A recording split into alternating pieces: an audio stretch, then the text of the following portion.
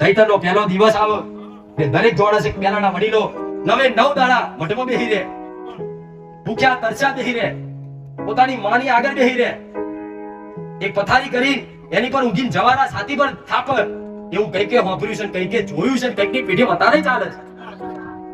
તો એનું મહત્વ શું છે, એ કરવા પાછળનું મહત્વ શું છે, એ મહત્વ તમને કોઈ સમજાવવા વાળું નહીં મળ્યું. જેમ તમે એકબીજાનું જોઈને જ કરે.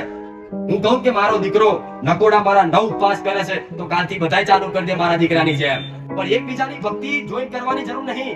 તમે તમારી સ્વયં તમારી જાતના જે યોગ્ય લાગે એવી ભક્તિ કરો. આજે ઉપવાસ કરતા હોય તો દેખા દેખીમાં ઉપવાસ કરો છો કે હું આજ નોરતા કર્યા, પણ નોરતા કરવાનું મહત્વ શું છે? ધર્મને, દેવી શક્તિને પ્રાપ્ત કરવા માટે તો ચૈત્રી નોરતા. આ બે નોરતામાં સંસારમાં રહેતા હોય મનુષ્ય, એ આ બે નોરતામાં જો 9 દાડા કદાચ હાચવી લે ને તો 12 મહિના લીલા લહેર